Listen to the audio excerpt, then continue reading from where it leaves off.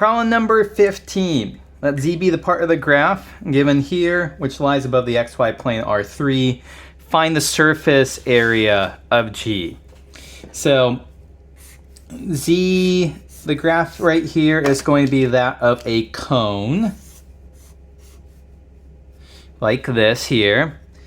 How do we go about doing this? Finding surface area is really integrating the constant function 1 over the surface here. We need a parametrization of this.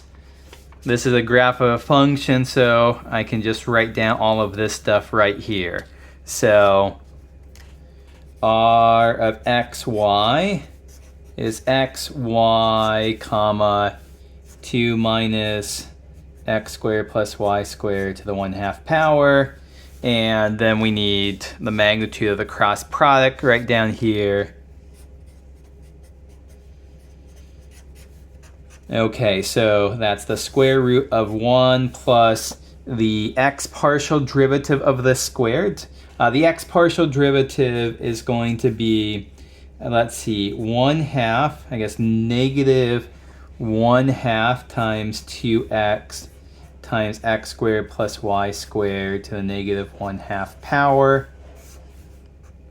plus then there will be a, let's see, negative 1/2 times 2y times x squared plus y squared to the negative 1/2 power squared. I need to put a square there. I think that's right. This will simplify. So the 2 and those 2's will cancel out. Negative will get squared away. And this will be x squared over x squared plus y squared, plus those 2's will cancel. The negative will be squared away. Y squared over x squared plus y squared. And hey, look, we can put these two terms over a common denominator. Square root of 1 plus x squared plus y squared over x squared plus y squared.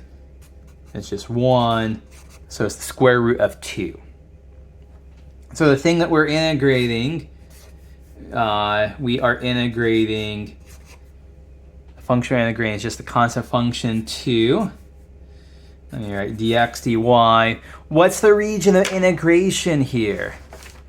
The region of integration is going to be, you know, we should have written this back up here. It's the circle and the xy plane, the filled in circle, the xy plane, x squared plus y squared is less than or equal to 4. Okay, so then this is a constant. Integrating a constant over some region here is just the constant times the area of the filled in circle. But the area of the filled in circle here, this is just going to be a circle of radius 2. And so this is our answer here for problem 15. Okay, for problem 16 here, let W2 be this region. Oh, I forgot to write down. Let me write it real quick here. The function we're supposed to integrate is negative 3y to x squared z squared over the boundary of W2 here.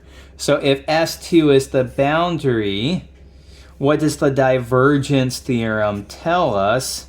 The integral of f dot n d sigma over the boundary here is equal to the triple integral of the divergence of f over the region W itself. So I'm asking you to compute this in the problem statement.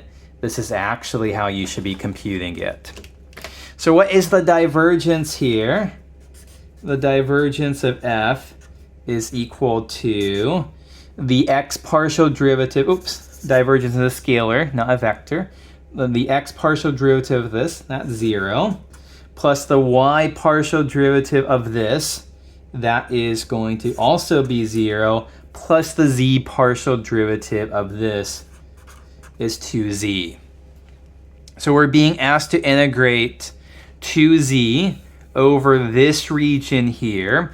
Now x squared plus y squared is less than or equal to 9. That seems suggestive that we should be thinking about polar coordinates here. So theta runs from 0 to 2 pi, r runs from 0 to 3 here, z runs from 1 to 4. So we integrate 2z. So this integral right here is equal to theta runs from 0 to 2 pi, r runs from 0 to 3, z runs from 1 to 4 of 2z r dz dr d theta. And when we integrate this, let's see here, the theta terms will give us 2 pi. The r terms, integrating r dr from r is equal to 0 to 3, gives us, so that will be, let's see here, is going to be r squared over 2, plug in 0 to 3, so 9 over 2 minus 0. And then, let's see, that 2 can just come over here, integral z from 1 to 4 of z dz is z squared over 2, plug in 1 to 4.